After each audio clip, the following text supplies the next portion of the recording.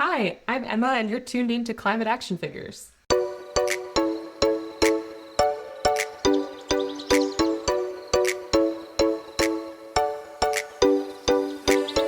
Hello and welcome to the latest and perhaps the greatest edition of Climate Action Figures. My name is John Whidden, and this week on the show you get to meet Emma.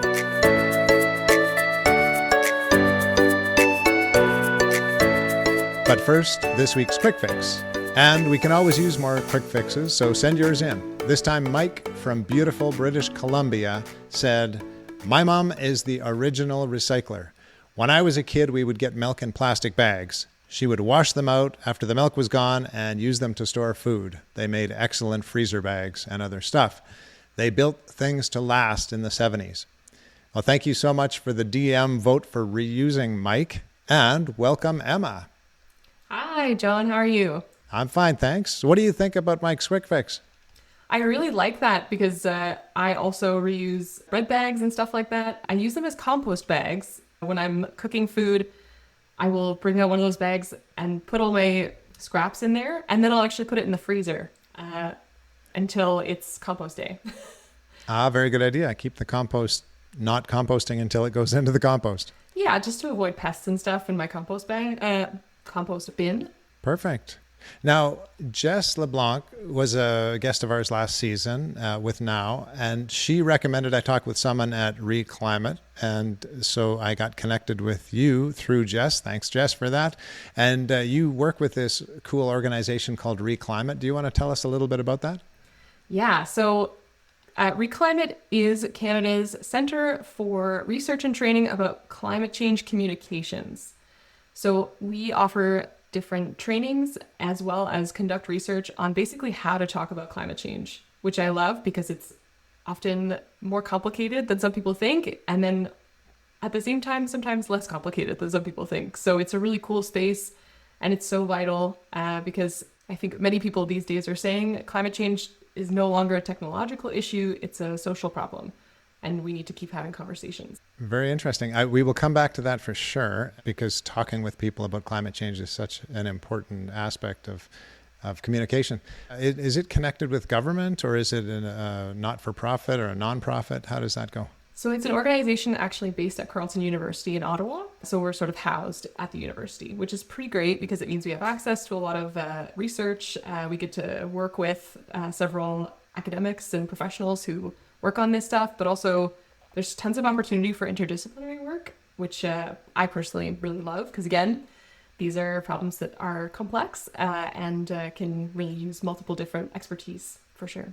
Now, the first 5 episodes of this season of Climate Action Figures involved Blackfoot wisdom, and I understand that one of your projects at Re.Climate has some cool First Nations connections. Is that right? Yeah, so a project that I'm actually leading right now is called Ready Prairies, and it's a training series to work with communicators in Alberta, Saskatchewan, and Manitoba, basically talking to them about how do we have conversations around adaptation, which, you know, is a broad word. I would say a better way of putting it is how do we talk about keeping our communities safe? So anything from emergency preparedness to longer term solutions around infrastructure or around changing behavior, all that kind of stuff can fall into that category of making communities safer with increased extreme weather due to climate change. But as part of that training, which will also eventually lead to a guide, we have been, first of all, we collaborate with a group or an organization called Climate West, which sort of provides climate data to the 3 Western provinces, or the 3 Prairie provinces, I guess. We are also working with Indigenous consultants, SevGen, who are helping us make sure that we are consulting First Nations, Métis, and Inuit in a good way, getting valuable information and also making sure that we are providing them valuable information. And we've also been working with hoop dancer extraordinaire and educator Sandra Lamouche in our trainings. You should absolutely look her up. She's amazing. She's a champion hoop dancer, and she has been providing really, really valuable insights on how some of these conversations and some of these techniques like storytelling, how First Nations think about that, specifically from her perspective. Cree thought on this. But yeah, it's been such a gift to work with all these folks and learn from them. And I think something that is obviously without question necessary, because as we also know, Indigenous folks are often the ones who are most impacted by climate change. I'm sure some folks talked to you about that in the earlier episodes. So not only is it critical that their voices are heard and their voices are critical parts of any of these plans around adaptation, but also they know what's up in so many cases. Right. And for example, this past summer, so many stories of First Nations people being moved off of their home territory because of wildfires and smoke. Yeah, exactly. I was actually in Saskatoon second last week of June to do one of these trainings. And yeah, right in the heart of this crazy wildfire season we're having in Saskatchewan and Manitoba, which are two places that haven't necessarily experienced it to such a degree. Wildfires were on our minds. And thinking about how to have conversations that are trauma-informed, that also respect First Nations and Inuit autonomy and agency, that center their perspectives around this is really, really important. So, Emma, part of your job is talking to people about how to talk to people about climate change, friends, family, whoever it may be. Mm-hmm. What are your big suggestions to us about that? Yeah, we get asked a lot about tips, and I completely understand the desire. Some of the tips I'm going to share might not feel satisfying, but I think they are, in the end, the ones that are necessary. I think the first one is, because we can't pick our family, obviously we can pick our friends, but you don't necessarily have control over who you're having these conversations with. So the first thing I always think of is keeping the door open. You might have family or friends who are less interested in climate change, less interested in climate action or mitigation, all this kind of stuff. But I would invite people to not to hide that part of themselves. If there's something interesting or that you're doing or you're curious or scared about, not to hide those things from those people. Because not only are the majority of Canadians concerned about extreme weather, for example, and sort of questioning solutions, which means they don't have a solid opinion on them. But also, we have found at Re.Climate, we did this great segmentation of audiences across the country.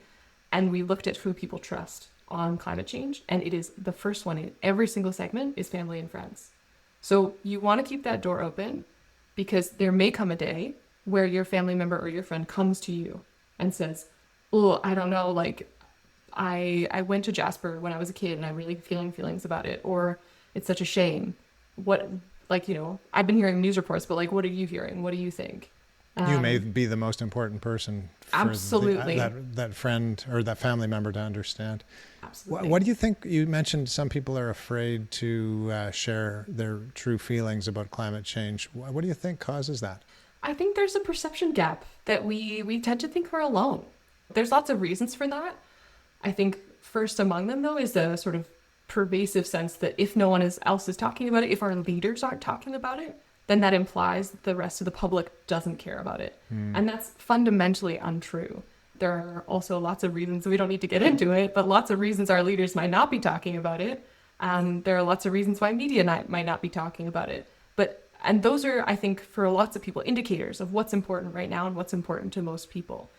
The reality is that climate change is a slow-moving, not always linear process. So, the media will talk about a wildfire when there's a wildfire. They're probably not going to talk in January about preparations people need to be doing to prepare for wildfires or droughts or what have you.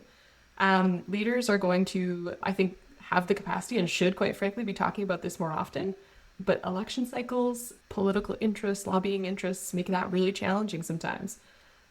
So we tend to think that the rest of our social world doesn't care about climate change as much as we do.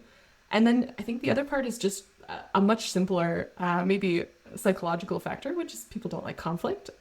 And we tend to assume that these conversations will inevitably be conflictual. And they don't have to be, right? We tend to assume that folks who maybe vote a certain way or have certain values, that means automatically that they don't share your values around climate.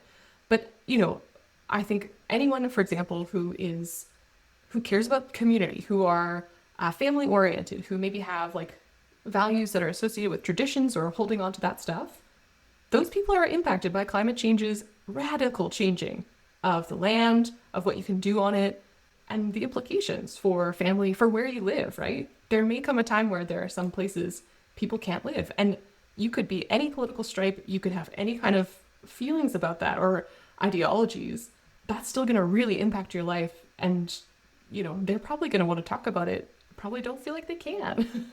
Right. It's a great reminder not to pigeonhole people. And change comes to us so slowly as humans. We're kind of hardwired to change slowly. Yeah. So everybody will take time to process the ideas that you might share. Now let's get back to your list of how to talk to friends and family. What other ideas would you give us about that? I would come not with facts necessarily. So come with facts, but also come with feelings. So people tend to, especially now in our media environment, there's so much misinformation and disinformation spreading around. If the family member you're talking to is like very Facebook oriented, for example, or does a lot of time on the internet, any fact that you put out there as like an argument may end up being refuted by them because they have these, well, this person says that, or well, what about this report? Or what about this Reddit user? Whatever. And so then that becomes like a conflictual argument. So I think it's more valuable to start in a place of how this is affecting you, how this is affecting your friends.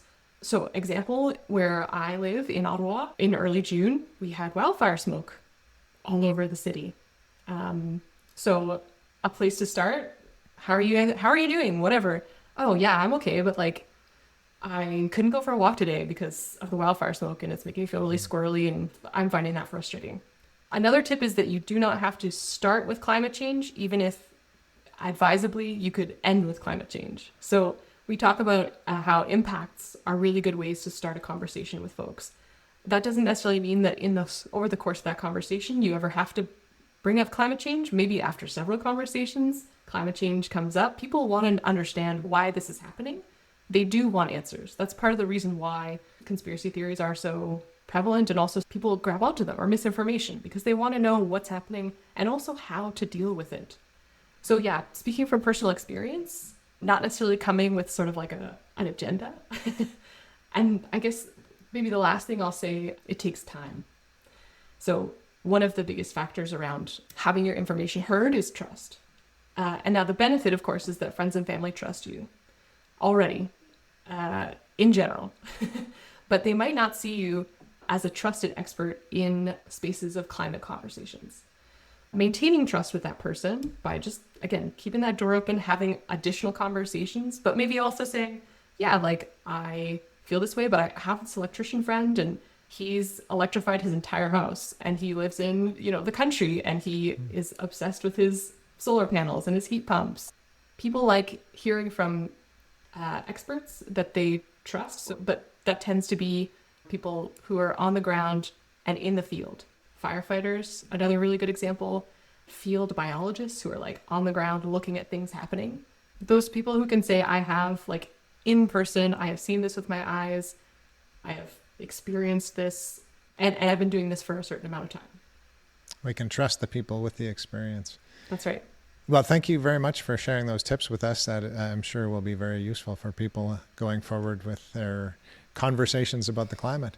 Now, we need to definitely get to your PhD before we wrap up our time here today, because you did this fascinating PhD research on people's relationships with trees in Ottawa specifically, I think. Is that right? Yeah, that's right. Tell us more about that. I did my PhD's research with activists who were seeking to protect 3 different treed spaces in the city. Protect or steward, I should say. And I got really interested in this because I became quite fascinated with the narrative that I think we've all seen sort of starting in 2019 about the power of trees to protect us from climate change. There was this like very infamous research article that was talking about the billions of trees that we need to plant in order to mitigate climate change, and everyone got really excited.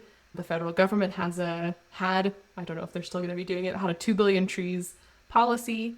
This was a big thing. Trees were going to be like our saviors. And so in these 3 spaces where suddenly people were interested in protecting trees or wanted to make sure they didn't get cut down, I wanted to understand the reasons people were interested in this as opposed to just policymakers, right? And also, frankly, like whether this is like fair to ask of trees, whether it's fair to ask them to be our climate saviors. And so I found a couple of really interesting things, but I'll say maybe the first one is that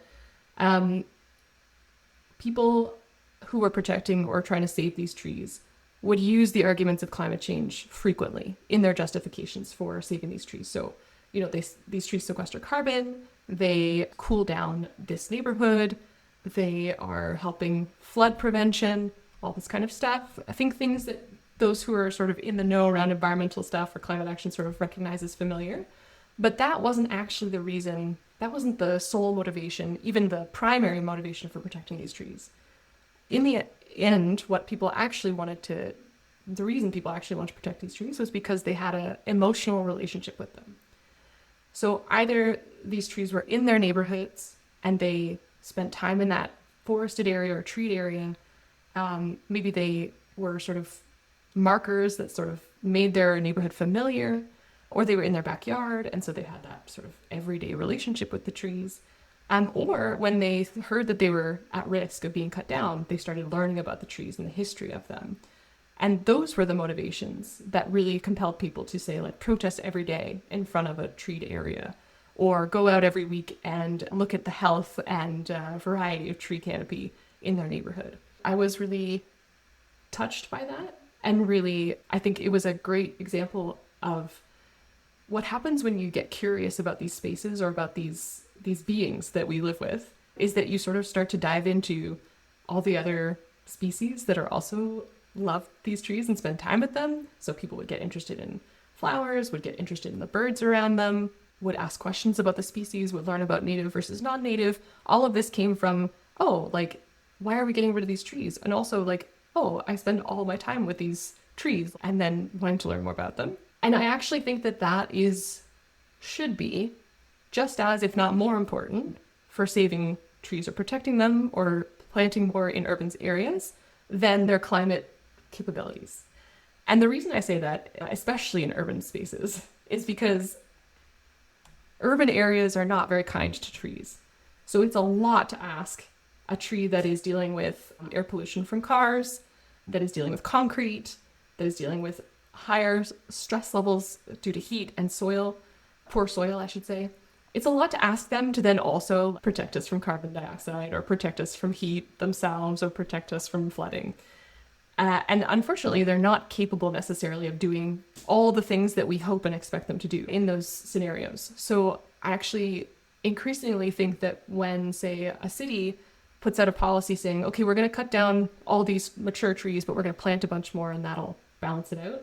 I think that does a disservice both to the trees themselves and also to the public that understand trees as being more than just this number or this infrastructure that will mitigate climate change, but actually have meaning and relationships with people. It's interesting the way you speak about trees. I can't help but wonder if you have thought about the Ents in Lord of the Rings. Tolkien drew these trees into his story as so much more than just a thing that we breathe from. They were actual living beings with characteristics. Have you thought much about that? Actually, it's really challenging in a weird way to think about trees as living beings, but not as related or similar to humans. When I was doing my research, I read about how the Anishinaabe Algonquin folks have often thought about different trees in the area. And one I really identified with was the description of the white pine, which has 5 needles and is sort of very, has a sort of flowy look. And it was described as a sort of dancing or flowing lady of the forest. And these are the types of identifiers that I think make slightly more sense to me. Another person I talked to, when describing why this tree mattered to her, or why she was glad that what her relationship with what it was, she said, I'm just really happy that it's there. I like to know that it's right here.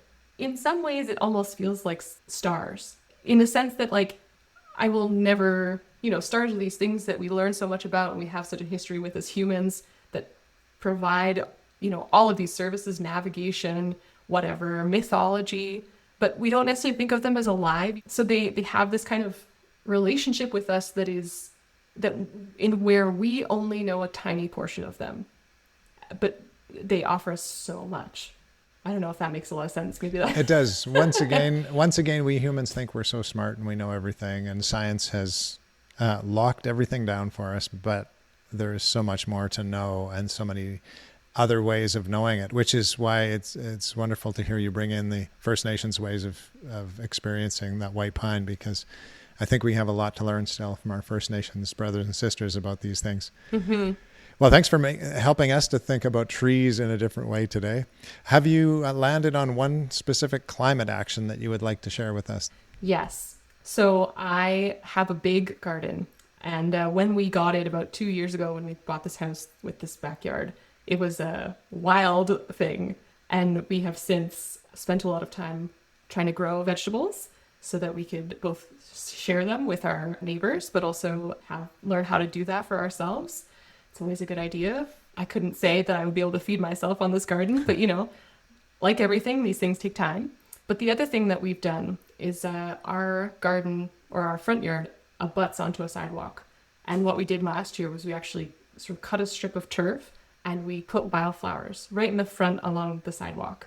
And not only is this lovely for the bees and native pollinators who seem to really like it, but it brings a lot of joy to our neighbors who are walking down the street. There's a daycare near our house, and it's so delightful working from home to watch these 3 and 4-year-olds walking by the flowers and looking at them and getting curious about them. I mean, that makes me so happy, to make other people happy with these beautiful flowers. What gives you hope, Emma? Oh, lots of things, actually. People give me a lot of hope. I am very lucky to work with many incredible people and volunteer with amazing people and talk to amazing people, and they inspire me. So I know that when it comes to climate change, we often talk about the technological solutions, but I really do think that it's going to be people, Indigenous people, young people, people who care. When we're all together, it's really satisfying and it's exciting. Everybody has their part to play, right? That's right. Thanks so much for joining us today, Emma. Thanks so much for having me. And thank you, dear listener or viewer. If you know of a young person doing cool things like Emma, let us know, and we may just feature them on a future edition of Climate Action Figures. We will be back next week, same time, same place, to hear from another Climate Action Figure. Until then, go action figures. So close. So close. Until then, go figures. This has been Climate Action Figures. Our show is produced and hosted by John Whidden. Our creative consultant is Kayla McIntosh. Our theme song is Hawaii Vacation by Tavari. You can find us on Instagram, Facebook, and YouTube at Climate Action Figures. That's all one word. And if you have any other questions or comments that arose from this or any episode, feel free to reach out to us at climateactionfigures@gmail.com. And thank you for listening. We'll be back next week with another Climate Action Figure.